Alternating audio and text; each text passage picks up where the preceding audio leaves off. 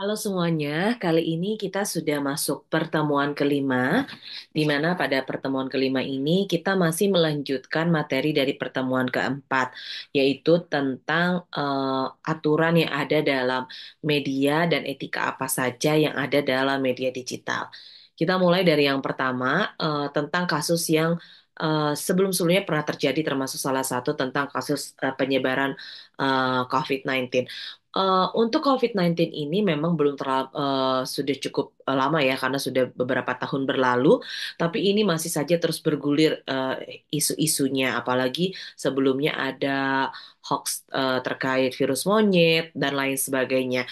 Nah, kenapa sih ini perlu ditegaskan informasinya kepada masyarakat supaya tidak termakan hoax? Karena bisa jadi beritanya jadi blunder dan menambah ketakutan kepada para masyarakat yang memang masih minim informasi. Dulu pernah ya kita masih ingat kalau misalnya kalian masih ingat COVID ini satu apa kalau batuk dikit pasti COVID, kalau misalnya pilek dikit pasti COVID, kalau demam dikit pasti COVID. Nah, hal-hal ini membuat mentality atau psikologis orang-orang yang mendengar informasinya menjadi down karena kenapa? Untuk menyatakan dia positif COVID atau tidak, itu pasti harus apa ya melalui beberapa prosedur terlebih dahulu. Karena kenapa? Ini bisa menyebabkan kepanikan di masyarakat. Ketika ada kepanikan, maka itu akan menimbulkan kericuhan di kemudian hari, simpang siur berita dan lain sebagainya. Bukan hanya COVID, tapi juga misalnya kasus politik yang kemarin-kemarin terjadi, isunya misalnya A, B, C, D tanpa kita konfirmasi. Termasuk mungkin kalau misalnya kalian masih ingat kasus dari apa dipertanyakannya legalitas dari universitas yang memberikan gelar doktoral honorius ya kepada Raffi Ahmad. Nah, ini juga merupakan salah satu berita yang terus berkembang bergulir kalau misalnya kita tidak diatasi dengan baik. Makanya kenapa perlu ditegakkannya Undang-Undang ITE untuk bisa mengurangi yang namanya penyebaran hoax tersebut. Apa saja yang menjadi isu privasi dalam aplikasi digital? Yang pertama adalah seringkali kita mengalami kebocoran data pada aplikasi-aplikasi populer.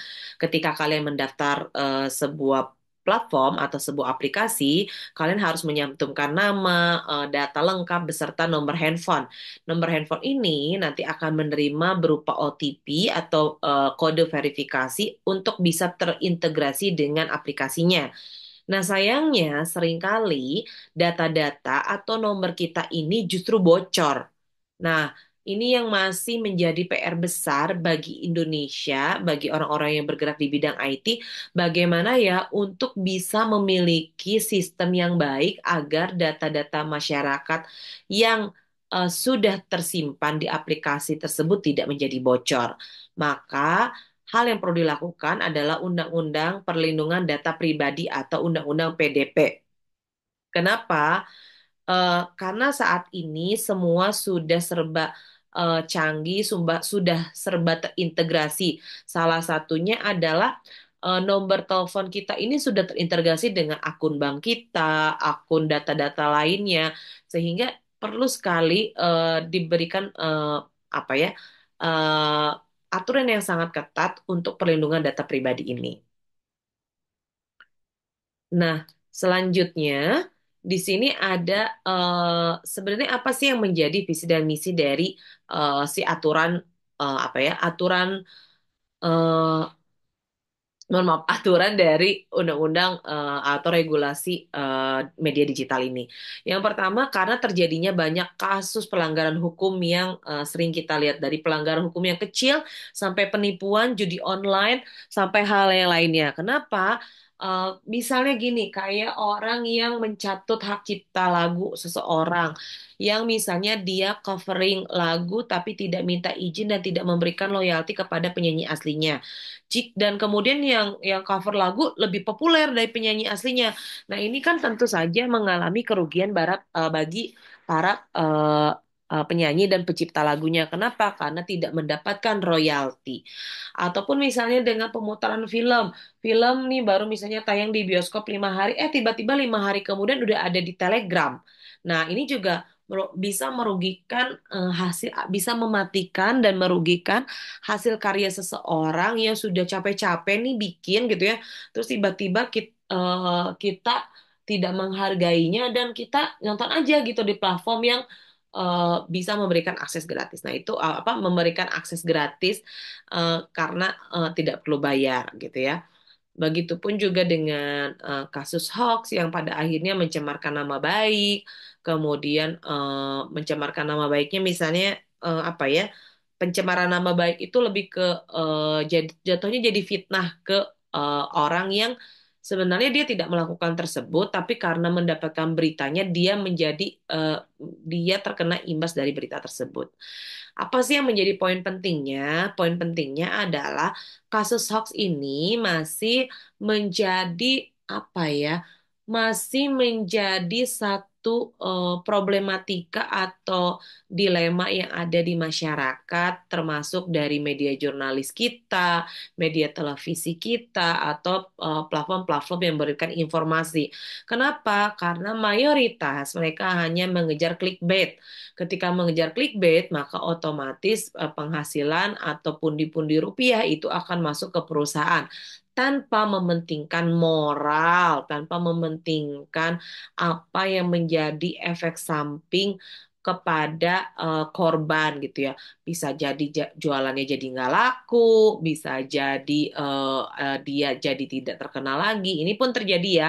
Kalau misalnya kalian ingat kasus yang Bang Madun, rumah makan yang di pinggir kali yang harganya mahal sekali, kemudian Midun apa Madun ya, Madun kayaknya kalau nggak salah, Bang Madun, dan itu diliput oleh influencer makanan kode blue yang pada akhirnya menjadi ribut, kemudian banyak sekali gitu ya yang apa merugikan si rumah makannya dan juga mempertanyakan integritas daripada reviewer apa kuliner ini gitu. Jadi eh, perlu adanya tindakan yang tegas, dampak hukumnya seperti apa, dampak sosialnya seperti apa, sehingga ini bisa menjadi contoh bahwa undang-undang ITE atau undang-undang ITE yang di kita yang ada di Indonesia ini sudah benar-benar dilaksanakan dengan baik gitu karena regulasinya sudah tepat, aturannya sudah tepat, hukumnya sudah tepat. Nah, sayangnya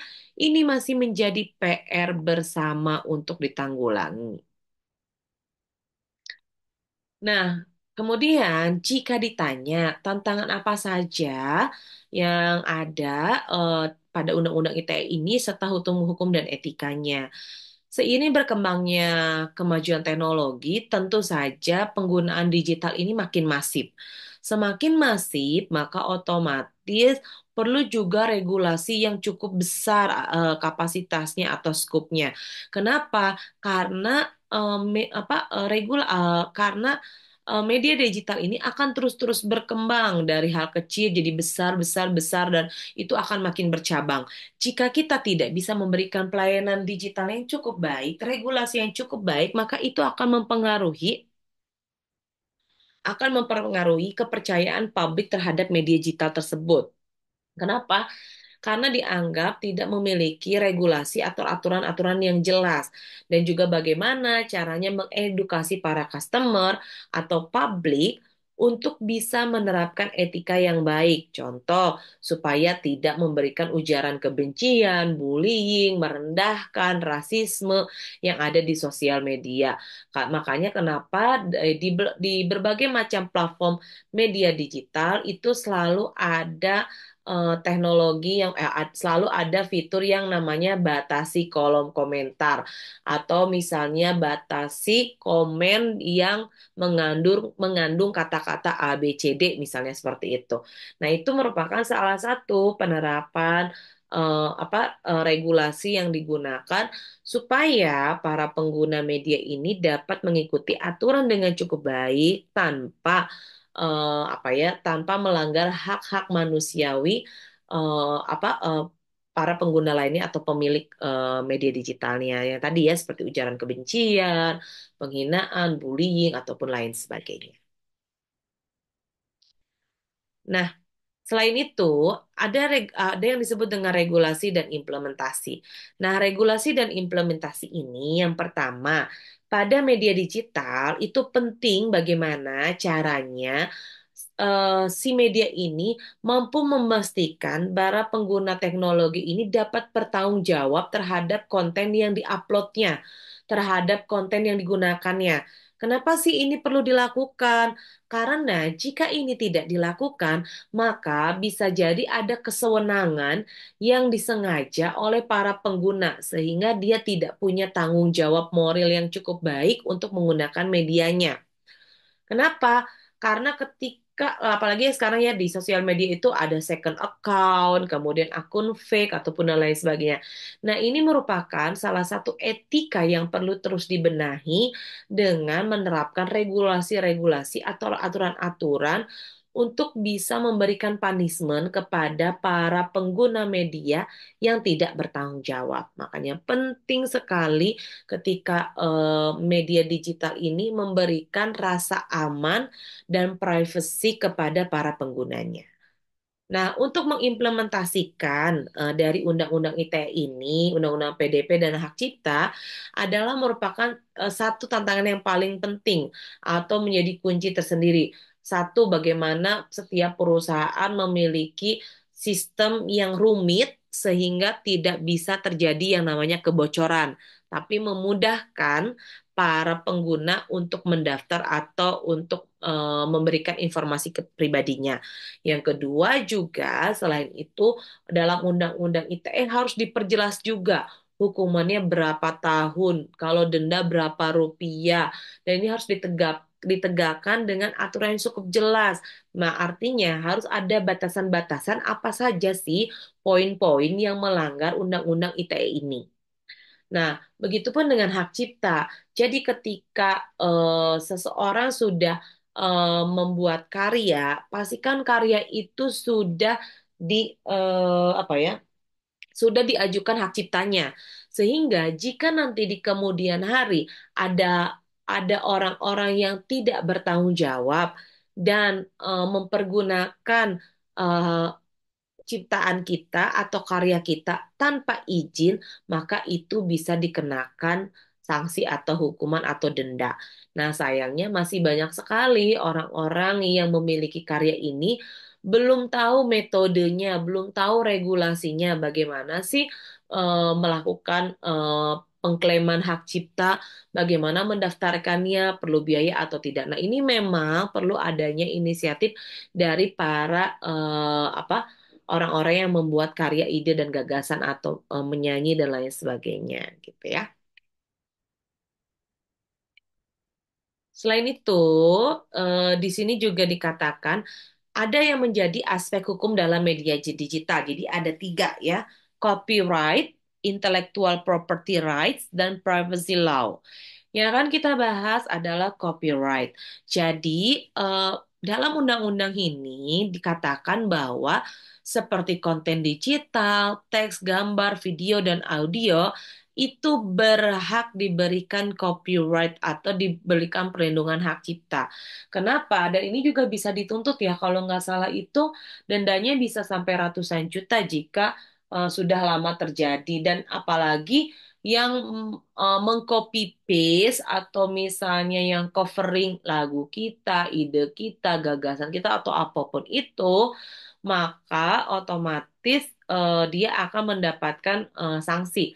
Makanya penting ketika kita punya karya itu langsung didaftarkan ke lembaga hak cipta supaya apa, supaya terlindungi, supaya tidak ada ya, kalau misalnya dia tidak terkenal mungkin tidak berdampak secara sangat signifikan gitu ya untuk untuk karya, tapi ketika dia sudah terkenal berarti kan dia akan menerima berbagai macam bayaran-bayaran lebih gitu ya, misalnya dari ads-nya, kemudian dari undangan-undangan offline dan lain sebagainya, makanya perlu adanya copyright. Yang kedua adalah intellectual property right. Jadi hak kekayaan intelektual terkait inovasi kreativitas dalam produk digital.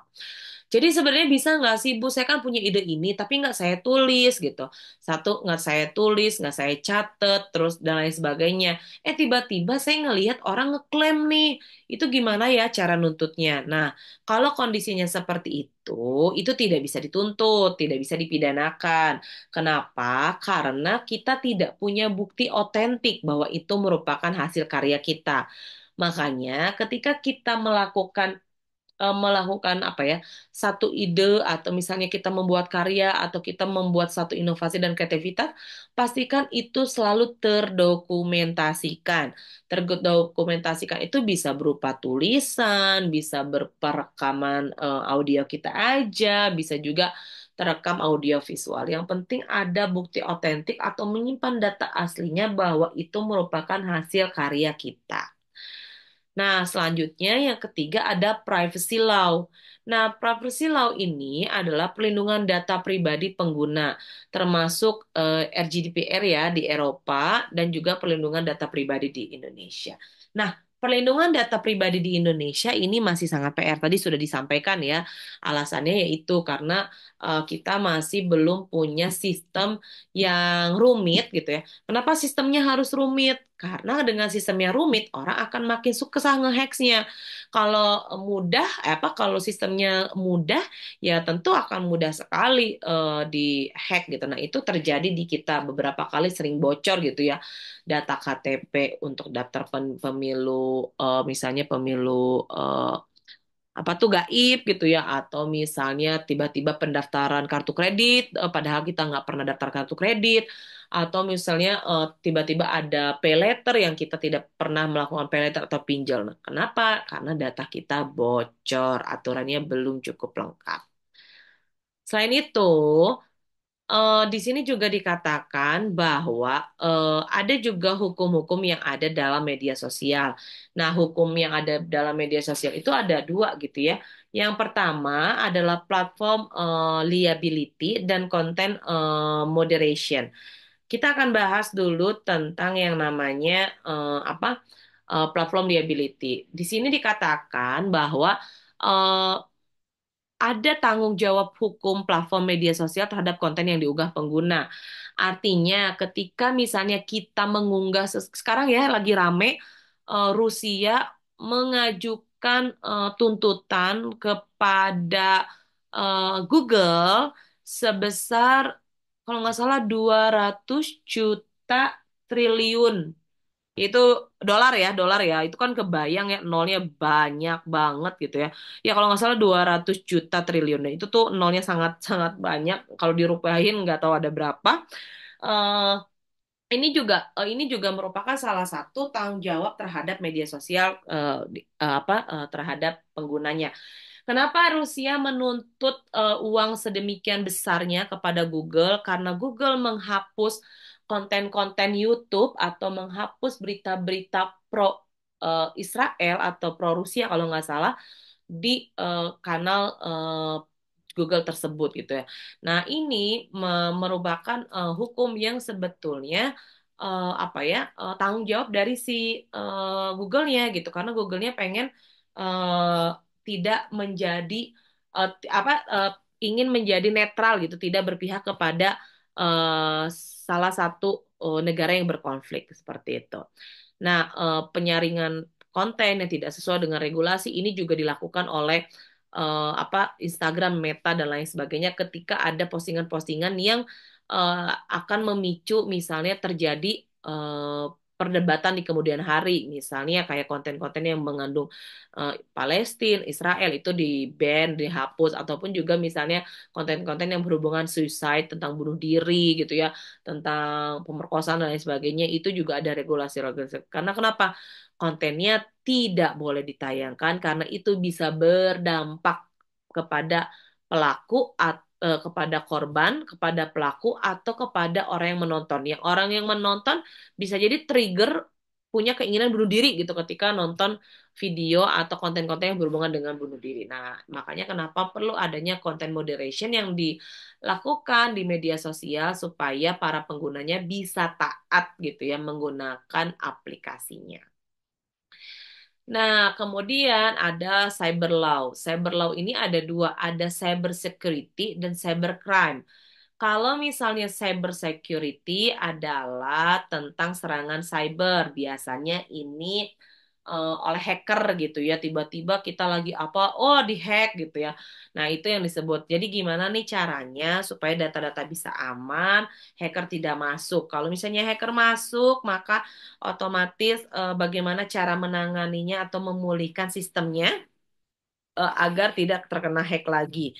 Berapa denda untuk hacker tersebut, berapa tahun penjara untuk hacker tersebut. Ini juga harus sangat-sangat jelas.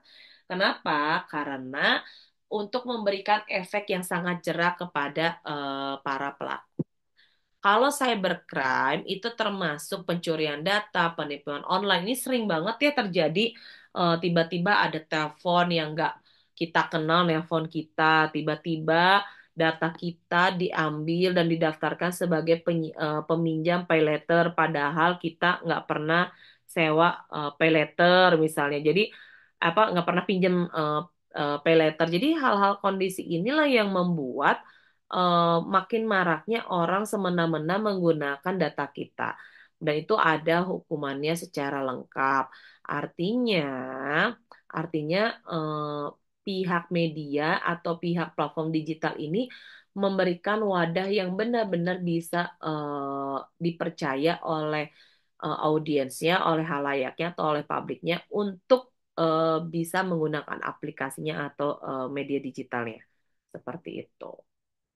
Jadi membangun kepercayaan itu cukup sangat susah ya.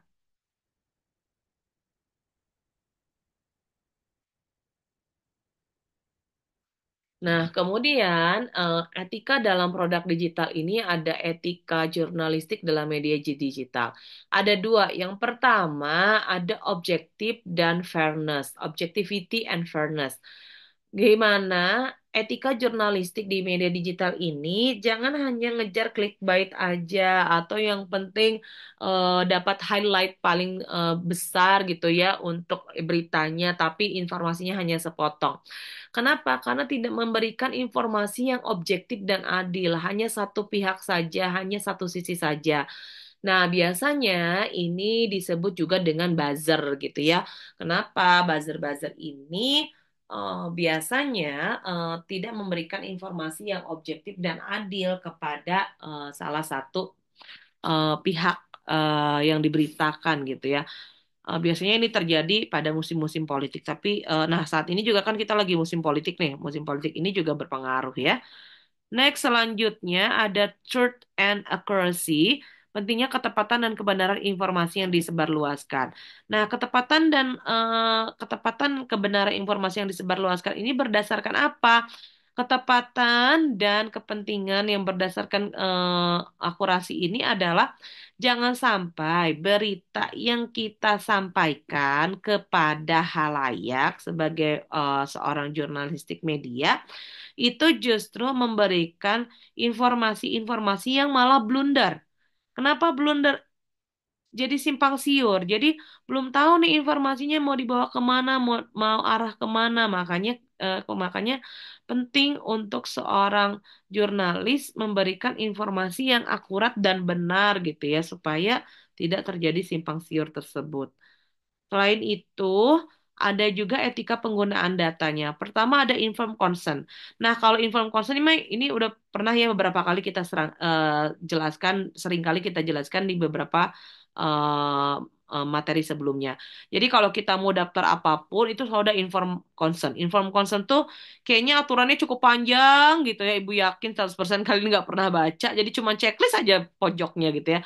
Jadi bisa next, next, next, next. Nah, informed consent ini adalah artinya kalian setuju data-data kalian itu digunakan oleh pihak medianya. Jadi ketika kalian merasa dirugikan oleh pihak media, kalian ingin komplain, itu nggak akan bisa. Kenapa nggak akan bisa? Karena kalian dianggap setuju pada saat melakukan proses pendaftaran, proses pendaftaran dari si platform tersebut. Kemudian adanya transparansi. Transparansi ini adalah keterbukaan dalam penggunaan data dan algoritma yang digunakan.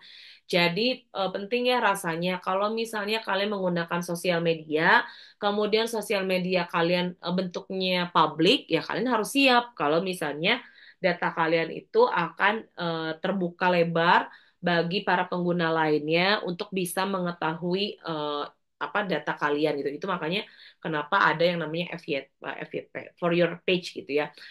Kenapa? Karena ya dia publik bisa transparansi. Tapi kalau misalnya kita akun-akunnya apa ya di private ya nggak akan bisa gitu terjadi keterbukaan data kita nggak bocor paling dibocorin sama teman gitu ya tapi apakah sama sistemnya dibocorin biasanya enggak gitu jadi tergantung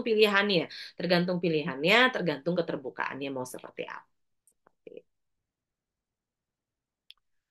Nah, kemudian etika pengembangan teknologi ini ada dua, ada bias in algorithm sama digital divide. Nah, bias in algorithm ini menghindari bias dalam pengembangan algoritma yang dapat mempengaruhi hasil pencarian atau rekomendasi. Nah, bias ini maksudnya kalau misalnya kalian ngasih judul video atau misalnya kalian kasih judul caption ataupun hashtag yang tidak biasanya gitu ya. Nah, sehingga itu bisa menjadi bias. Wah, ini termasuk konten plus 18 atau bukan ya? Jadi algoritma tuh bingung gitu karena kenapa? Satu, penggunaan judul video. Dua, misalnya judul videonya biasa aja atau apa judul videonya biasa aja tapi terdapat adegan yang tidak baik gitu. Atau misalnya eh, adegannya baik gitu tapi apa kejadian atau videonya baik tapi ternyata eh, judulnya mengandung unsur seksualitas. Nah, maka otomatis itu bisa menjadi bias gitu ya ketika pencarian rekomendasi. Makanya kenapa harus clear kalau hashtag gitu. Jangan dicampur-campur hashtagnya, captionnya juga harus sesuai dengan gambar yang kita upload. Kemudian, yang disebut dengan digital divide adalah tanggung jawab untuk mengurangi kesenjangan akses terhadap teknologi. Nah, digital divide ini sebetulnya cukup masih PR di kita karena di Indonesia ini hanya kota-kota besar lah yang dapat mengakses segala platform media digital. Masih banyak sekali saudara-saudara kita di luar sana, di pedalaman-pedalaman sana, listrik aja masih susah gitu, apalagi tahu tentang media digital. Makanya Kementerian Teknologi dan Informasi perlu sekali yang namanya eh, melaksanakan atau terus berproses untuk melakukan, pasti sudah dilaksanakan ya sama pemerintah. Maksudnya terus berproses, terus meningkatkan pemerataan dalam pengembangan teknologi sehingga dari ujung barat hingga ujung timur itu sama-sama bisa merasakan akses teknologi yang baik, entah televisi, radio, listrik, kemudian juga transportasi yang lebih baik dan akses internet seperti itu. Nah, di sini ada yang dimaksud dengan tantangan dan masa depan. Kita sudah cukup paham ya, apa saja sih tantangan yang ada di masa depan. Tantangan yang ada di masa depan saat ini adalah mengenai regulasi AI gitu ya. Bagaimana pengaturannya, apalagi kan sekarang serba ingin mudah gitu ya. Bahkan Wakil Menteri kita, Menteri Pendidikan mengatakan bahwa jika kita hanya bergantung kepada AI gitu ya tentang penggunaan data-data informasi, maka sebetulnya itu akan memperlambat skill kita. Kenapa? Kita tidak ada usaha dan mencari tahu. Dan ini miris banget ya terjadi ketika banyak sekali misalnya dari lulusan SD mau mau ke SMP, tapi dia nggak bisa baca. Terus misalnya anak SMA tidak bisa perkalian dasar. Nah, ini merupakan kenapa? Karena terlalu banyak tergerus informasi atau teknologi yang makin memudahkan sehingga peningkatan skillnya makin menurun dengan kemajuan teknologi yang ada. Nah, untuk global governance ini seperti apa? Yaitu bagaimana menerapkan aturan-aturan serba digital ini kepada lapisan masyarakat. Karena Indonesia merupakan negara yang sangat besar, kemudian dengan pulau-pulau yang sangat banyak, penduduk yang sangat banyak juga. ini akan menjadi PR yang sangat-sangat lama dan besar dilaksanakan oleh pemerintah untuk bisa apa ya melakukan pemerataan teknologi, kemudian apa ya pemataan teknologi baik itu media digital dan lain sebagainya untuk bisa merasakan sama-sama apa ya perubahannya gitu. Sekarang kan kalau di kota-kota besar bisa cashless gitu ya. Itu kan merupakan salah satu tantangan di masa depan yang akhirnya kita udah nggak perlu perlu lagi nih uang fisik. Kita cukup pakai cashless aja, transfer atau QRIS. Namun di luar sana yang negara-negara maksudnya wilayah-wilayah lain kok negara lain, wilayah-wilayah lain itu masih ada yang pakai sistem barter. Ada yang dia nggak ngerti cashless seperti apa. Makanya kenapa global governance ini adalah PR yang cukup sangat besar yang perlu dipecahkan bukan hanya menjadi beban pihak kementerian, tapi kita sebagai masyarakat juga diberikan kesempatan untuk memberikan ide dan gagasan bagaimana cara mengatasi kondisi tersebut. Seperti itu. Oke deh, sepertinya materinya sudah cukup jelas. Ini adalah daftar pustaka yang bisa kalian gunakan untuk mencari tahu informasi lebih lanjut mengenai regulasi dari apa ya dari Undang-Undang ITE, Teknologi dan Informasi. Nah, oke, kalau misalnya ada yang kurang jelas, seperti biasa, tanyakan nanti di ruang kelas ya. Catat poin-poin penting apa saja yang masih belum jelas. Terima kasih.